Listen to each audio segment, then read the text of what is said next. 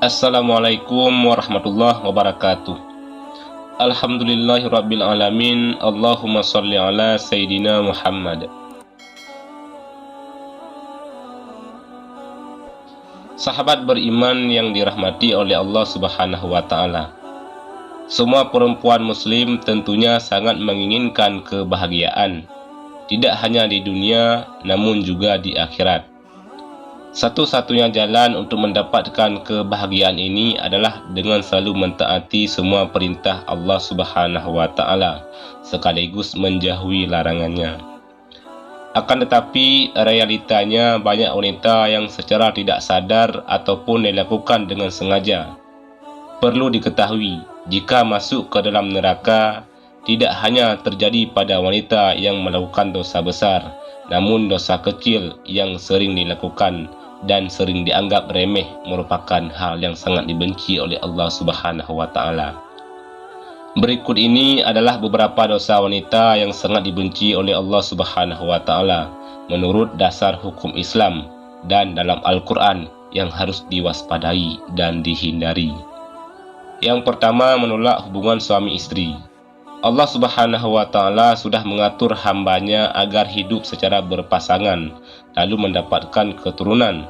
Pasangan pria dan juga wanita yang sudah terikat di dalam pernikahan yang sah sesuai dengan syariat Islam, maka sudah halal untuk melakukan hubungan suami istri guna memperoleh keturunan untuk melengkapi keluarga mereka.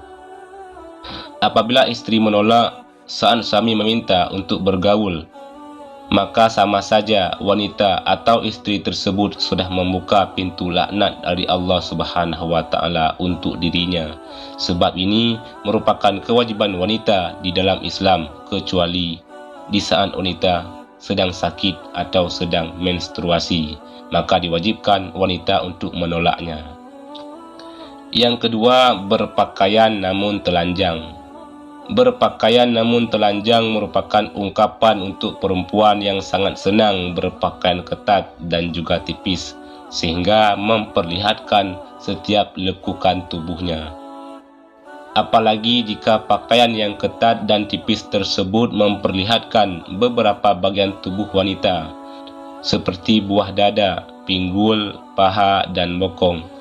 Namun keharaman ini tidak berlaku jika dikenakan di depan suami yang sah. Kemudian yang ketiga, merubah fisik. Seorang wanita yang merubah fisik baik dalam bentuk rupa, warna dan juga fungsi merupakan dosa wanita yang dibenci oleh Allah Subhanahu wa taala. Perubahan fisik yang dimaksud adalah seperti melakukan operasi untuk menambah tinggi, implan payudara, sedot lemak, memancungkan hidung, dan perubahan fisik yang sejenis dengan tujuan untuk mempercantik diri dan ingin ditampilkan untuk orang lain, khususnya pria, dan bukan karena tujuan medis atau kesehatan. Apabila perubahan fisik dilakukan karena mengobati penyakit, maka masih diperbolehkan dengan dalil untuk menyembuhkan. Yang keempat, melakukan pernikahan sejenis atau lesbian. Apabila seorang wanita melakukan pernikahan sejenis atau menyukai sesama wanita lainnya dan bukan pria, maka termasuk dalam golongan zina yang serupa seperti berzina dengan laki-laki. Kemudian yang kelima, wanita ja'zariyah. Wanita ja'zariyah atau wanita yang kasar dan sombong juga merupakan dosa wanita yang dibenci Allah Subhanahu wa taala. Wanita yang selalu berlaku kasar dan sombong pada orang lain, seperti sering berteriak, tidak mau bergaul, dan juga terlalu membanggakan diri, merupakan hal yang harus dihindari para wanita, sebab menjadi sikap yang akan membuat Allah Subhanahu wa taala murka. Rasulullah sallallahu alaihi wasallam bersabda, "Tidakkah kamu aku beritahu tentang sifat penghuni neraka?" Abu Hurairah radhiyallahu anhu menyahut, "Tentu wahai Rasulullah." Rasul bertutur, yaitu setiap ja'zari atau yang sombong lagi keras, yang banyak makan lagi pelit dan sombong. Abu Hurairah berujar, Kami bertanya kepada beliau, apa yang dimaksud dengan Ja'zari? Beliau menjawab, yang membanggakan diri. Aku bertanya, dan apakah yang dimaksud dengan Jawaz, atau yang banyak makan lagi pelit itu?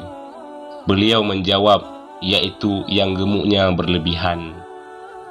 Abu Hurairah berkata, Rasulullah SAW telah bersabda, sesungguhnya Allah membenci setiap orang Ja'zari atau sifat sombong dalam Islam lagi kasar, Jawaz yang banyak makan dan pelit, Sakhab yang suka teriak-teriak di pasar, yang tidur seperti bangkai, dan yang laksana keledai pada siang hari. Hadis riwayat Ibnu Hibban. Yang keenam, mengabaikan suami sebagai kepala rumah tangga.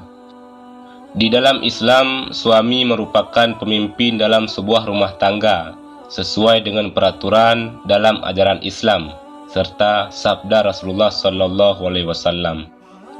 Rasulullah memberikan gambaran jika saat suami memberi perintah untuk sebuah pekerjaan seperti memindahkan Bukit Merah menuju Bukit Putih ataupun sebaliknya, maka istri tidak memiliki pilihan kecuali melaksanakan perintah yang diberikan suaminya tersebut. Lalu yang ketujuh, syirik. Dosa yang identik dengan perempuan dan dibenci oleh Allah Subhanahu wa taala berikutnya adalah syirik. Syirik merupakan perbuatan menyamarkan atau menyekutukan Allah Subhanahu wa taala dengan selainnya, baik dilakukan secara langsung ataupun tidak langsung, secara nyata ataupun secara terselubung. Syirik sendiri terbagi menjadi dua jenis, yakni syirik besar serta syirik kecil. Syirik besar dalam beranggapan sesuatu apapun itu yang menyamai Allah Subhanahu wa taala. Sedangkan syirik kecil merupakan hasrat atau keinginan untuk memperoleh pujian dari manusia lain dalam urusan ibadah, atau lebih dikenal dengan pamer atau riya dalam Islam. Kemudian yang ke-8, jawazah. Wanita yang jawazah atau dengan kata lain terlalu royal, rakus, pelit dan juga banyak makan juga merupakan dosa yang tidak disukai oleh Allah Subhanahu wa taala. Abdullah bin Amr radhiyallahu anhu dalam riwayatnya mengatakan, Rasulullah SAW bersabda, jauhilah olehmu pelit dan kikir, karena sesungguhnya orang sebelum kamu hancur binasa karena mereka pelit. Mereka disuruh untuk kikir, kemudian mereka kikir dan bakhil. Mereka disuruh memutuskan hubungan silaturahim, lalu mereka pun melakukannya. Dan mereka disuruh berbuat dosa atau durhaka, lalu mereka durhaka atau berbuat dosa. Hadis riwayat Ahmad. Yang ke-9, banyak bicara dan pembual.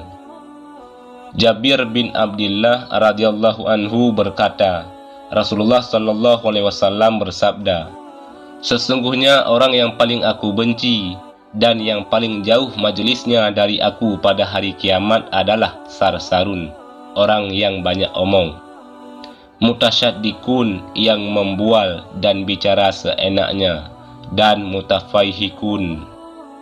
Para sahabat menukas, wahai Rasulullah, kami telah mengetahui siapa itu sarsarun dan mutasyaddiqun, tapi mutafaihikun kami tidak mengetahuinya. Siapakah mereka? Rasulullah menjawab, mereka adalah orang yang sombong atau angkuh. Hadis riwayat Ahmad, Ibnu Hibban, dan Abu Nuaim. Bila ada sifat tersebut dalam diri Anda, maka bertaubatlah. Semoga kita terhindar dari sifat itu. Yang ke-10, bertingkah seperti orang salehah atau munafik. Saat ini seringkali kita melihat para wanita yang terlihat berlagak solehah, berlagak muslimah, dan juga munafik. Akan tetapi di balik semua itu merupakan wanita yang kejam, bahkan juga berlaku kejam pada orang terdekatnya. Yang ke-11, menyerupai laki-laki. Wanita yang menyerupai laki-laki seperti dari gaya, rambut, atau berpakaian terkadang membuat para wanita bangga sebab tampil beda dengan wanita yang lainnya. Dengan berpenampilan seperti laki-laki, wanita tersebut tidak sadar jika dirinya sudah menumpukkan dosa karena menyerupai laki-laki dan juga dosa membuka aurat. Wanita seperti ini akan mendapatkan pembalasan di hari akhir sebab tidak memenuhi perintah Rabb-Nya, dan sudah sepantasnya laknat Allah Subhanahu wa taala dijatuhkan kepada para wanita yang menyerupai laki-laki tersebut. Rasulullah sallallahu alaihi wasallam bersabda, Allah melaknat laki-laki yang menyerupai wanita dan juga wanita yang menyerupai laki-laki. Hadis riwayat Ahmad. Yang ke-12, bertato dan mentatu. Melakukan tato adalah perbuatan yang merusak tubuh sebab pigmen warna yang ada pada tato tersebut akan masuk ke dalam kulit, dan cara pembuatannya juga sangat sakit sehingga hukum bertato dalam Islam adalah haram. Jika dulu tato identik dengan kaum penjahat, kini semakin meningkat dan dikatakan sebagai karya seni, gaya, dan juga gaul yang semakin diperlihatkan kaum liberal serta sekuler yang memegang prinsip kebebasan berekspresi sebagai lambang keberanian dan juga kecantikan. Hal inilah yang membuat tidak sedikit wanita zaman sekarang juga mentato dirinya. Rasulullah sallallahu alaihi wasallam bersabda, Allah melaknat wanita yang mentato dan minta ditato. Hadis riwayat Bukhari. Allah memandang jika tato bukanlah sebuah karya seni, namun sebuah dosa yang akan membuat seseorang mendapatkan laknat dari Allah Subhanahu wa taala. Dan tidak hanya berlaku untuk wanita yang ditato, namun juga untuk wanita yang mentato. Yang ke-13, menghilangkan bulu wajah. Bulu pada wajah seperti alis seringkali dihilangkan wanita hanya untuk kecantikan saja dan tidak memperdulikan dosa yang akan dihadapinya. Wanita rela menjalankan operasi, laser, dan sejenisnya hanya untuk menghilangkan bulu di wajah tersebut. Dan memegang prinsip jika agak terlihat sakit, maka harus menanggung rasa sakit. Dan ini bukanlah cara mempercantik diri menurut Islam.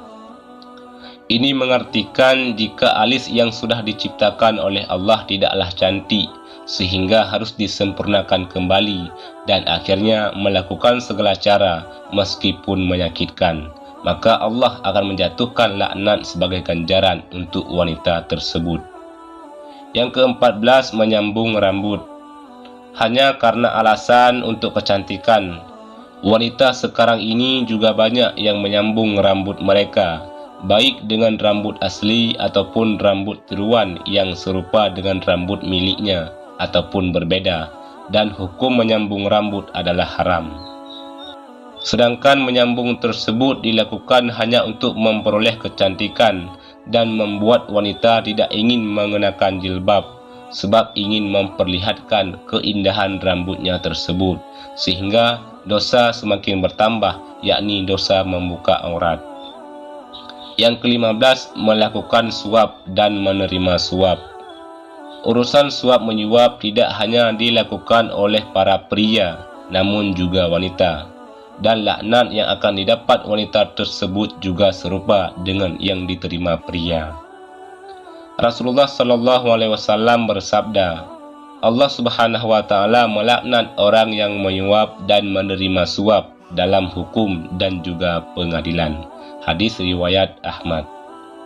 Yang ke-16, pergi tanpa izin suami. Dosa berikutnya yang dekat dengan wanita adalah bepergian tanpa meminta izin dari suami.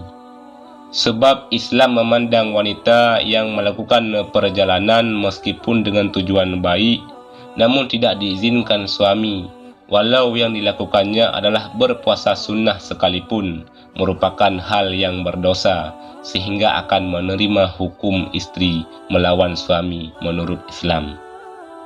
Yang ke-17, berkhalawat dan tidak menolak jamahan. Berkhalawat atau bersunyi dengan laki-laki yang bukan mahram di tempat sepi merupakan dosa wanita yang dibenci oleh Allah Subhanahu wa taala, namun banyak dilakukan wanita saat ini.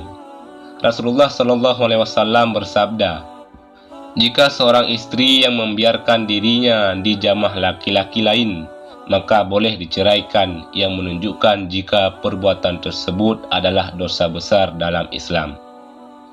Sahabat beriman yang dirahmati oleh Allah, demikian penjelasan terkait beberapa dosa wanita yang paling dibenci oleh Allah Subhanahu wa taala.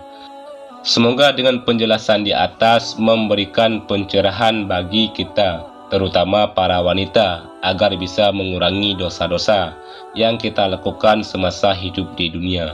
Amin ya rabbal alamin. Wallahu a'lam bishawab. Demikian yang bisa kami bagikan, mudah-mudahan ada manfaatnya. Wassalamualaikum warahmatullahi wabarakatuh.